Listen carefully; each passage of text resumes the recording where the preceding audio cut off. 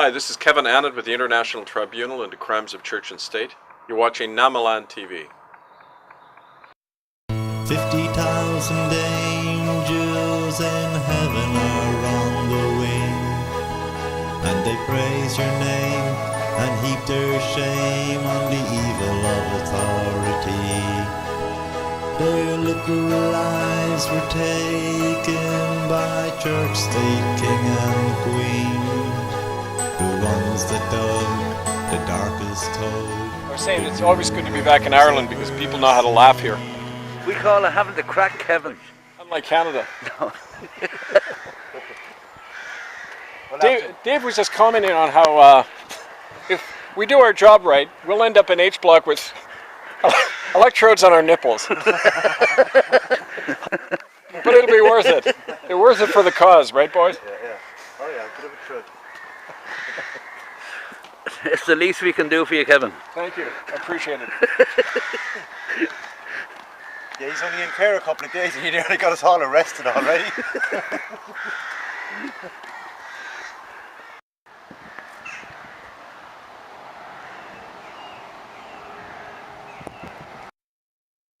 Hello, this is Jerry from Namalan TV. We're here in Bunratty Castle in County Clare today, and we've got Kevin Annett with us. Welcome, Kevin. And Thanks, Jerry. It's good to be back always. Delighted to hear that you've been nominated for the Nobel Peace Prize, Kevin. What's this all about? Well, there were 3 professors in America and 1 in Canada who put my name up. And I think it's important just to bring publicity and legitimacy to the whole struggle we're involved in to expose the genocide and also the ongoing torture and trafficking of children run by the Catholic Church. So I think this is going to help do that, and I'm very happy for that. Yeah, we've got best wishes there, Kevin. Thank you. You have some unfinished business in Ireland too, Kevin, with Archbishop Dermot Martin. The Archbishop in Dublin, we wrote last year, and you guys were there, you delivered the letter, you spoke to him. We issued 10 requirements that the Catholic Church has to be doing all over the world if they're to avoid further actions, occupations, seizure of their property, arrest of their church officers.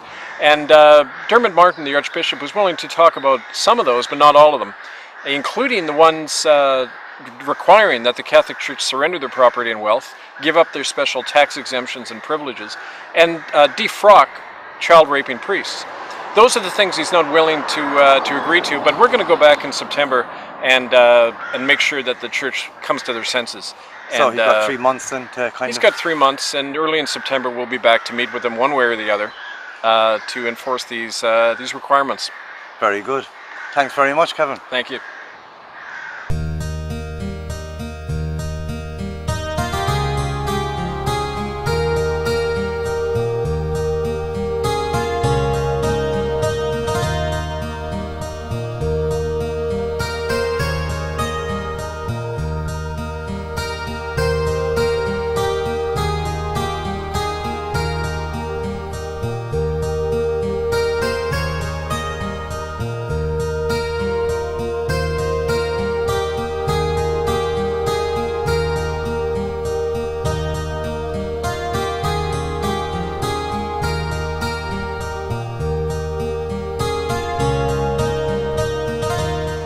Kevin, welcome to Clare again.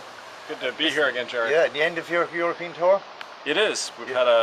I've been in Europe over a month, and we've got a lot of great news, new ITCCS groups in Holland, in Italy. We're planning a big event in Rome on September 20th. And the big news, of course, today was that, this is June 4th today, the top cardinal in Rome resigned. This is Cardinal Bertone. He was the Vatican Secretary of State. One of the people named in our indictment of the Cardinal Pope Benedict, one of the guys against whom we issued an arrest warrant, has stepped down. And I don't think that's coincidental, because they know that if they're arrested when in office, we have access to all of the records, the Vatican archives, all of that stuff, and they can't allow that. So they're stepping down now, knowing they're going to face arrest. He's going to do what Pope Benedict did, which is hide out in the Vatican and seek immunity as a private citizen, which the government in Italy is obliged to do under the Lateran Treaty. And we know Benedict is there now at this stage, don't we? That's right, he's going to hide out, and this is the second one that we had indicted for crimes against humanity, who's now resigned while in office. So I think it shows, people say, well, how can you arrest these people? In a way, we don't have to. They're all falling like ducks, they're all resigning from office because they know they're guilty. To me, it's an admission of guilt, and a way to protect the institution. Do you think that the institution is starting to fall apart, Kevin? Because just today in this country there was news that the amount of priests, for the diocese in this country now has dropped really, sort of way beyond the radar. They know that they either need to get the married priests back and stuff like that, or, how do you see it affecting this country? Well, it's really affecting Ireland. As a matter of fact, there's a group in Dublin, the Association of Catholic Priests, who I wrote to, by the way, and one of the people who wrote back to me said that, yeah, they're really worried, they're Catholic priests who are worried about the fact that the church doesn't have a future. And I said, well, you guys might consider severing ties with Rome and keeping the money and the power here in Ireland, because look, the Vatican Bank is going down, we know it's insolvent, and people have to decide whether they want to be tied to that sinking ship in Rome anymore.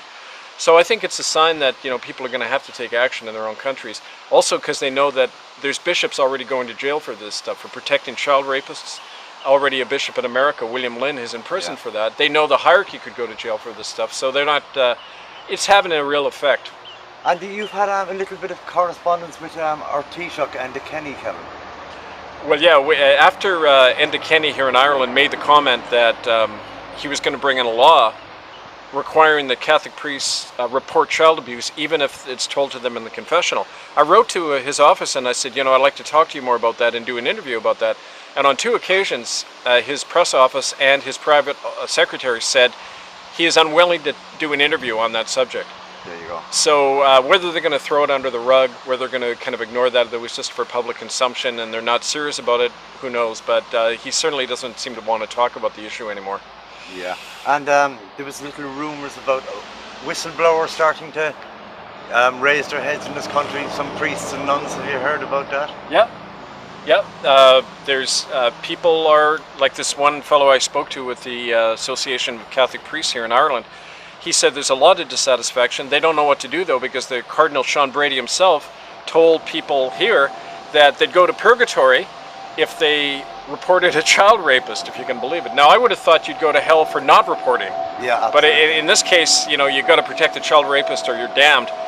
It's a pretty perverted way of thinking, and I think a lot of anyone with a conscience, would be pretty disgusted by that and have to dissociate themselves from the Catholic hierarchy over a comment like that. Yeah.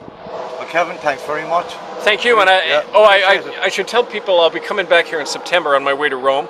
And we're going to be doing some good actions here in in the West Country, in Cork and in Dublin.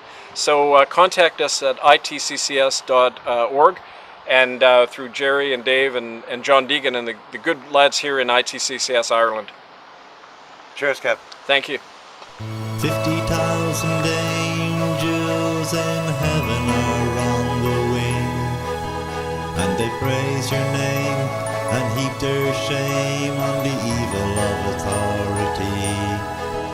Their little lives were taken by church state king and queen, the ones that dug the darkest hole the new world's ever seen.